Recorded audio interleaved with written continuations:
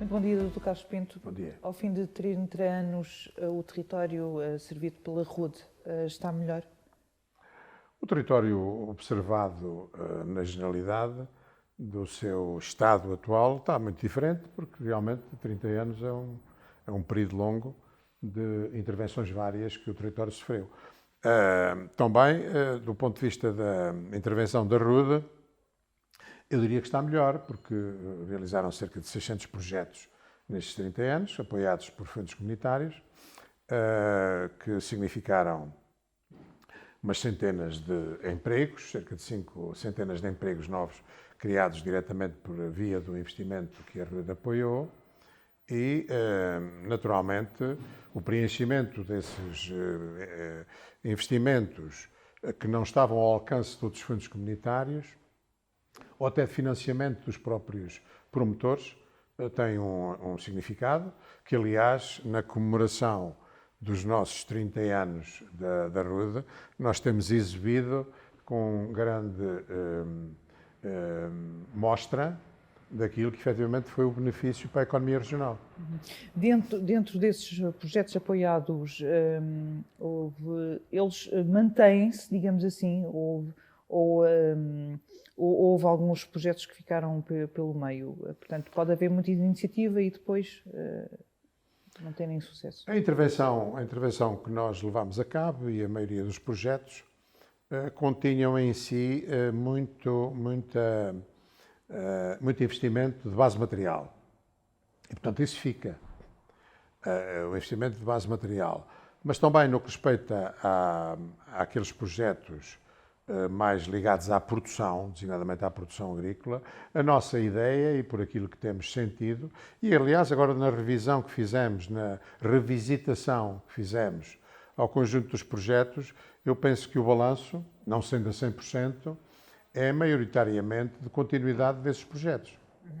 Qual foi o investimento, o volume de investimento nestes apoios empresariais? Cerca de 50 milhões de euros de investimento global. Porque não nos podemos esquecer que, por vezes, há investidores que investem 200 mil euros, mas têm um investimento de 50 mil. Claro.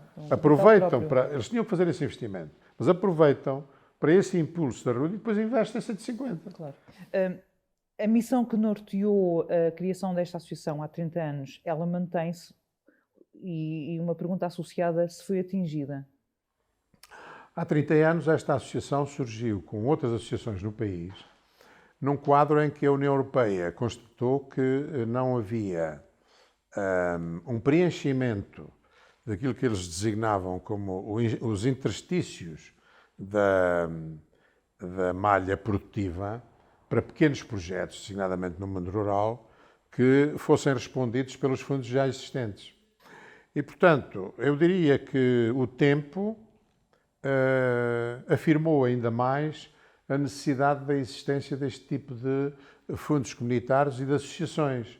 E porquê? Porque a vocação da máquina burocrática, quer aquela que provém da Administração Central, complementada pelas comissões de coordenação, cada vez estão mais focadas nos grandes projetos ou nos médios projetos. Fica, portanto, um conjunto de atores da economia que não têm acesso a capital e a quem estas promoções por via das associações de desenvolvimento local, evidentemente, são fundamentais, porque é mais ágil o processo de recepção de candidaturas, da sua avaliação, da decisão em tempo útil e também do acompanhamento. E, portanto, em cada quadro comunitário tem havido alguns decisores políticos que, sedosos e cientes da sua capacidade de intervenção não distribuída pelas associações de desenvolvimento local, têm procurado alterar esse modelo. Mas, felizmente, que a Europa e Bruxelas, a esse propósito, tem sido mais afirmativa quanto ao valor destas associações do que às vezes o governo português. E, portanto, tem-se mantido e julgo que se deviam continuar a manter. Que dificuldades, que entraves é que um dirigente de uma associação do interior tem para conseguir apoios para o território? Se esse dirigente do interior é sinónimo de ter que se fazer um maior esforço para atrair apoios e conseguir esses apoios? Eu, quando vejo certos programas sectoriais aprovados e que envolvem milhões, com alguma rapidez e funcionalidade, onde funciona normalmente e bastante os lobbies de diversa natureza, e vejo depois o processo de candidatura e aprovação dos programas destinados ao líder e agora à estrutura existente de fundos comunitários para as associações de desenvolvimento local, eu julgo que temos dificuldades que não são presentes a outros protagonistas de utilização de fundos comunitários. Ora, as candidaturas das associações de desenvolvimento local têm que ter uma credibilidade de base institucional, agregando entidades diversas à volta do território, têm que ter uma demonstração teórica e prospectiva daquilo que é o valor dessas candidaturas e, portanto, eu diria que a nossa sobrevivência como protagonistas de investimento comunitário é muito mais trabalhosa do que, às vezes, os milhões que se jogam sem esse apuro e sem esse acompanhamento. Está a querer dizer que sente uma falta de união em volta daquilo que são os objetivos e a missão da RUD? Não, o que eu sinto é uma contradição. Não é apenas da RUD, eu falo em nome e falo numa visão que eu julgo que é comum a estas associações. O que eu sinto é que, por vezes, aquilo que seria a natural proximidade de alguns dirigentes políticos, designadamente ao nível do Estado, e tendo em conta a descentralização que houve de secretarias de Estado, nós não nos podemos esquecer que há 3 ou 4 anos, ou 5 ou 6, foram descentralizadas várias secretarias de Estado para o desenvolvimento do interior, a cuja natureza e proximidade física dos respectivos titulares deviam ter uma ação muito mais facilitadora quanto a um conjunto de investimentos que são, às vezes, de pouca monta, mas cuja celeridade burocrática devia ser muito mais fluida e capaz de possibilitar a realização de investimentos. Ou seja, o trabalho da RUD seria facilitado se existisse uma coesão territorial? Se existisse maior protagonismo dos decisores políticos que levam a bandeira do desenvolvimento regional. E depois disso, aquilo que é também o processo decisório quanto à gestão financeira que está consolidado em Lisboa. E, portanto, fazia uma pergunta sobre, digamos, como é que é gerir fundos e como é que é a vida destas associações. É muito difícil. Não sei se porque, por vezes, haver a sensação de que estas associações são mal amadas, não fazem parte da superestrutura do Estado e, portanto, não têm essa resposta pronta e exigem uma capacidade de gestão que, por vezes, outros níveis de decisão lhes é exigido. De maneira que, desse ponto de vista, também temos um ativo de sobrevivência que é muito positivo e que nos permitiu ganhar não apenas um conhecimento profundo do que é gerir fundos comunitários, com a respectiva sindicância e acompanhamento da sua aplicação, como ao mesmo tempo fazermos das fraquezas forças para manter este conjunto de promotores à nossa volta que têm acreditado que estas associações são fundamentais. Falámos da coesão territorial e na necessidade de ela ser reforçada. Relativamente à Iniciativa Comunitária de Desenvolvimento Regional, ela foi criada em 91, estou a falar do LEADER. Qual é a abordagem que faz desta iniciativa e quais são os efeitos que ela tem tido no território?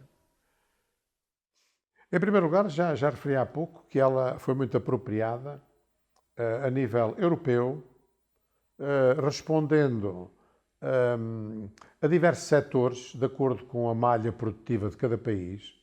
Mas há uma coisa comum, é que a intervenção deu-se junto de protagonistas da economia local, designadamente local, que de outra maneira não tinham acesso a outros fundos comunitários.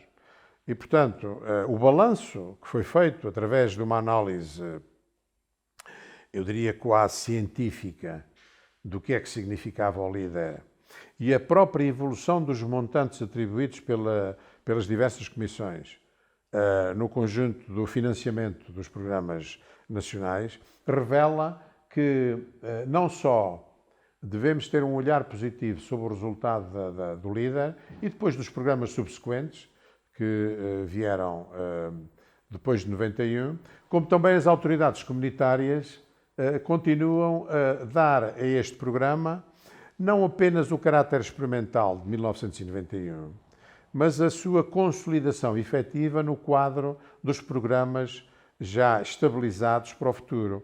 Isto é, reconheceu-se que esta chamada à gestão de projetos de associações que fogem à lógica do Estado e que provêm da sociedade civil tinham plena integração nos programas comunitários. Isto é reconhecido por Bruxelas, como também tem sido reconhecido pelas autoridades nacionais, mas aqui deve-se chamar a atenção que um bocadinho a contragosto, designadamente no nosso país. Mas a verdade é que a obra feita fala por si. E nesse aspecto, devo dizer que na RUT estamos muito orgulhosos, porque aquilo que podemos mostrar agora nestes 30 anos, e que é não apenas imagens, mas o testemunho das dezenas de centenas de promotores, consola-nos e mostra que há razões para continuarmos. No quadro da reprogramação ou da programação de 2014 a 2020 foi criado um instrumento de desenvolvimento local de base comunitária.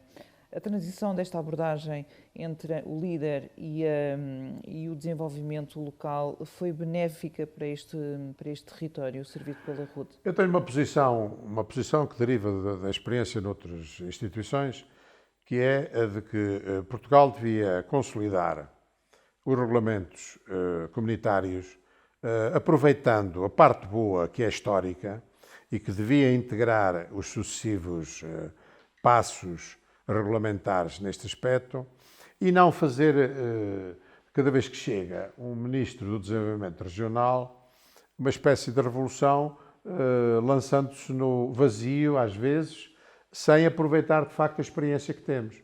E, portanto, eu entendo que, sem embargo de haver sempre aspectos a retificar, de natureza de controle, da aplicação dos fundos, até diria de algumas mudanças sectoriais que a própria política e os políticos que são eleitos devem e têm o direito de aplicar. Todavia, nós continuamos num território rural onde, digamos, a matriz de investimento persiste com lacunas que ainda não foram resolvidas, designadamente ao nível de infraestruturas e ao nível da diversificação da produção agrícola e do aproveitamento agrícola em diversos setores, do turismo às novas energias, das infraestruturas de acesso até à formação dos próprios promotores. E, portanto, eu diria que a nota mais importante a registrar a este propósito é de os protagonistas serem ouvidos.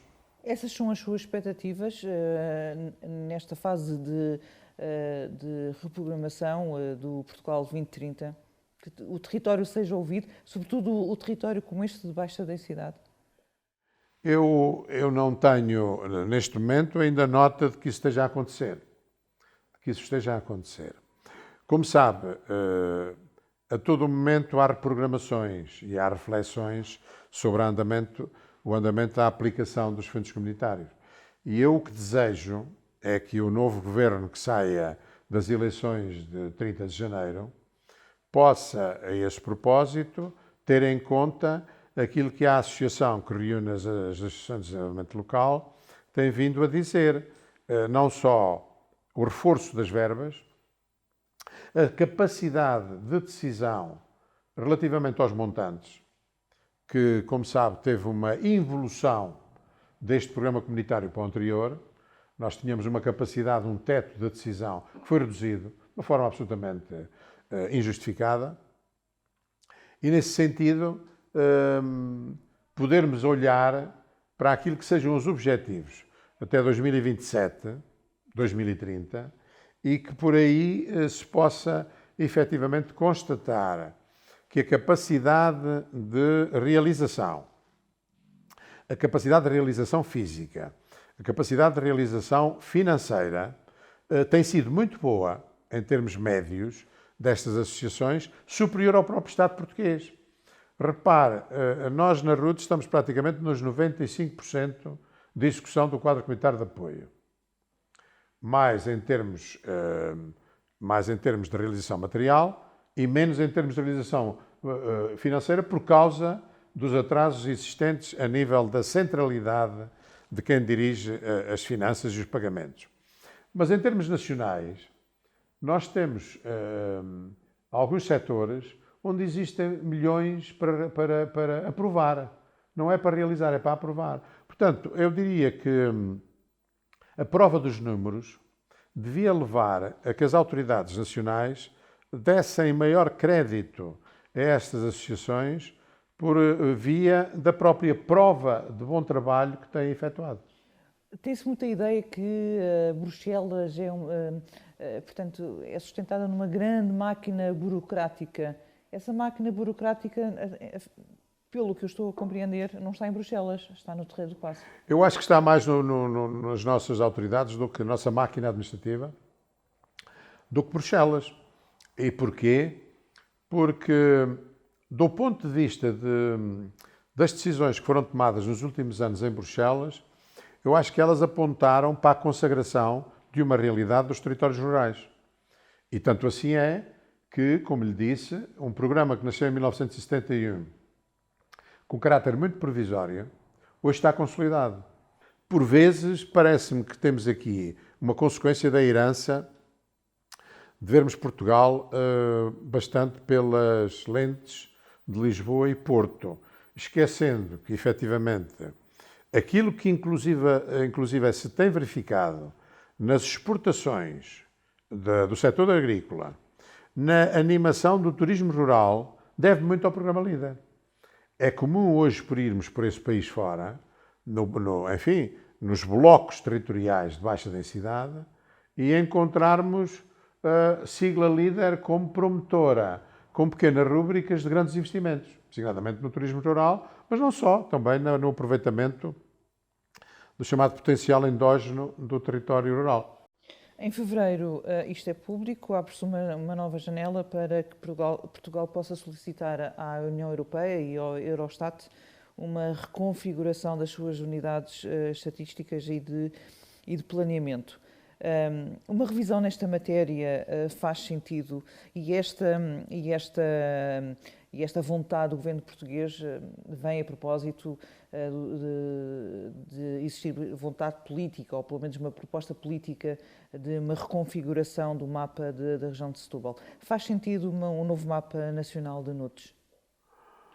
Eu creio que o que há a ponderar em termos regionais, naquilo que nos diz respeito, é o seguinte: ou mantermos aquilo que temos, designadamente a Cova da Beira, a Beira Interior Norte e a Beira Interior Sul, ou fazer uma grande região, que é aquilo que eu acho que já há muito devia estar feito.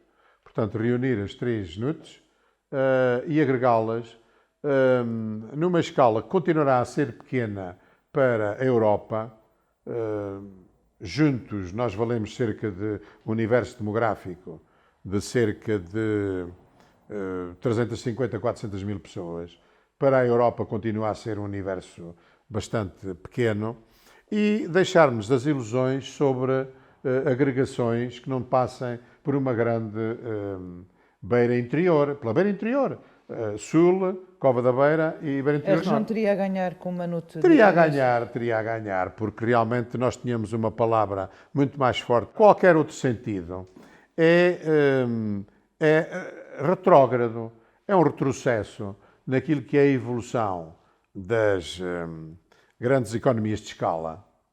Nós aqui nunca seremos uma grande economia de escala, mas teremos tudo a ganhar perante a apresentação da região, não só em relação a Bruxelas, mas também em relação à captação de investimento. Eu voltaria à minha primeira questão. Quais são os entraves enquanto dirigente associativo por estar à frente da RUD num território Covilhã, Belmonte, Fundão? Se ganhasse escala, o trabalho seria mais facilitado. Bem, repara, a RUD começou em 1991 com a Cova da Beira a 100%. Fundão, Covilhã e Belmonte. Tivemos depois um ministro que, por facilitação e cedência a interesses do seu partido, internos, dividiu o território da Cova da Beira. Isto é o que se chama um olhar pequeno sobre a realidade. E, portanto, aquilo que nós achamos é que, de facto, num plano da Cova da Beira, a justificação é para a existência de uma realidade no seu conjunto. Nós fizemos saber isso a tempo e horas, por uma questão de escala de decisão e de capacidade que a própria RUD teve quando arrancou com este processo. Portanto, nós arrancámos com este processo para a Cova da Beira. E, portanto, tem-se mantido uma divisão neste território, como no restante do território. Portanto, nós defendemos que a reflexão devia ser feita em termos macro-regionais na integração do Sul, da Cova da Beira e do Norte. Eu defendo isso, pessoalmente, e dei testemunho quando estava em funções autárquicas. Falou também há pouco da falta de coesão, de um olhar mais atento de Bruxelas que não vê a partir de Lisboa. O que é que gostaria de reconcretizar nesta região e que ainda não conseguiu? Bem, eu, como sabe, não tenho funções públicas. Agora, posso lhe dizer que a agenda da ambição da região está muito reduzida. Está muito reduzida. Eu, quando fui presidente da Comunidade Intermunicipal, um dos objetivos que lancei foi de, há 6, 7 anos, nós devíamos ter uma representação em Bruxelas. Eu diria uma representação institucional da região. Como têm as regiões de Espanha, por exemplo. Portanto, Portugal já devia ter esse propósito, não apenas para facilitar as instituições públicas, mas também o empresariado. E estamos no território dos mais despovoados da Europa. Estamos no território dos mais despovoados da Europa. Estamos no território que se preocupa em trazer secretarias de Estado para o interior, Bragança, Castelo Branco. Qual foi a medida legislativa que apareceu por via desta descentralização de secretarias de Estado? Qual foi o investimento estrangeiro ou nacional que se fixou no interior do país por via da existência destas secretarias de Estado? Qual foi o projeto comum de vários municípios que nasceu pela ação de um secretário de Estado ou outro, ou outra, creio que também em Bragança, que agregou vários municípios para um projeto que mudasse a face em certas circunstâncias? Qual foi o secretário de Estado que se ocupou de pensar naquilo que existe na Covilhã, por exemplo, no data center, que é capaz de agregar uma boa parte dos dados da administração pública e que ainda, espalhados por diversos locais, e que ainda não conduziu a que, por essa via, tivéssemos mais 400 ou 500 empregos na Covilhã. Parece-me que está para além das Secretarias de Estado, está a falar do próprio Ministério da Coesão Territorial. Evidentemente. Que nunca tivemos. Evidentemente. Porque no nosso país nós pensamos que mudamos a realidade com as insígnias dos ministérios. Da coesão territorial. Acha que houve algum passo que se possa traduzir como efeito da existência do nome coesão territorial no Ministério? Eu não vejo, mas acho que efetivamente essas mudanças a nível emblemático podiam ter consequências. Se porventura se começasse por agregar as pessoas à volta de projetos e à volta daquilo que faz falta no interior. A RUD tem feito, como falámos há pouco, os seus passos no apoio de projetos de iniciativa empresarial.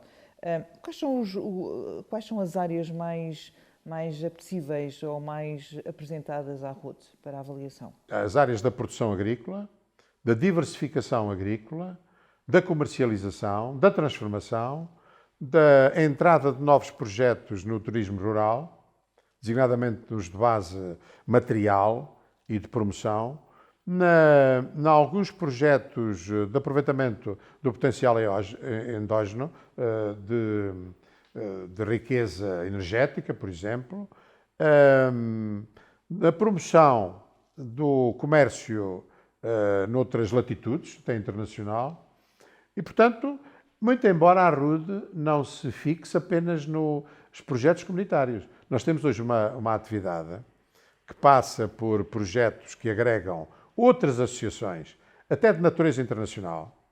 Nós temos cooperação internacional com vários países, onde aí temos feito uma demonstração das boas práticas, da agregação também com o meio universitário, em vários setores. Portanto, a RUD hoje não é apenas uma gestora de fundos comunitários, mas se amanhã os fundos acabassem, nós tínhamos capital e motivação para continuarmos a intervir nesta área. Que projetos tem a RUD? Falámos um pouco do passado, falámos dos apoios e que são visíveis e de postos de trabalho criados. E quais são os projetos da Associação para os próximos 20, 30 anos? Sabe que as novas grandes linhas de desenvolvimento do mundo e da Europa apontam para não apenas aquilo que era o investimento tradicional, na agricultura, nos serviços e por aí, mas também na questão da digitalização. Eu acho que esse setor devia abrir a esta possibilidade de incluir o conjunto dos temas para as associações de desenvolvimento local de diversa natureza. Portanto, eu acho que aí temos um campo vastíssimo de intervenção, em que podemos chegar a zonas, as tais zonas, microzonas, onde o grande investimento não chega, na sensibilização, na dotação de equipamentos, na promoção e oportunidade para jovens que efetivamente têm talentos especiais para este setor. E, por conseguinte, a nossa ideia é que, se isso for consagrado a nível das orientações nacionais e comunitárias, nós estamos preparados para isso. Portanto, há aqui uma disponibilidade da RUD, e creio que de outras associações, para podermos assumir algumas responsabilidades nesse setor. Há negociações a decorrer, neste momento, com as autoridades portuguesas, e, portanto, esperamos que, na primeira metade do próximo ano, já se tenha uma visão de quais são os setores que agora vão informar e que terão suporte no pacote financeiro para a continuidade deste trabalho. Existe uma prática de avaliação do trabalho de cada associação, que tem a ver com a sua capacidade de agregar promotores e, portanto, aplicar as verbas num período mais rápido e executar essas verbas também num período mais rápido, que depois tem uma espécie de prémio no final do quadro comunitário de apoio. E, portanto, a RUD tem sistematicamente, em todos os programas, quase em todos os programas, sido contemplada com uma verba complementar. Portanto, vai haver aqui uma abertura de um aviso para... Um aviso para esse efeito, que resulta, pura e simplesmente, da excelência da gestão da RUD. E da taxa de execução que falou em 95%. Exatamente. E nessa negociação, qual é o envelope financeiro que está a ser negociado? Tem havido surpresas, umas boas, outras menos boas, no final de cada quadro comunitário de apoio. Estamos expectantes para saber qual é a vontade dos decisores. Neste momento, temos as mesmas expectativas que sempre tivemos, isto é, de algum recuo, mas eu acho que no final há uma tomada de consciência relativamente a isto e os valores acabam por situar-se. Nós jogaremos aquilo que for a decisão das autoridades nacionais, mas continuo a dizer que detemos condições, capacidades para gerir territórios mais vastos, com outra escala de ambição e também com outro efeito nos projetos. Obrigada, Dr. Carlos Pinto. Felicidades para os próximos anos. Muito obrigado.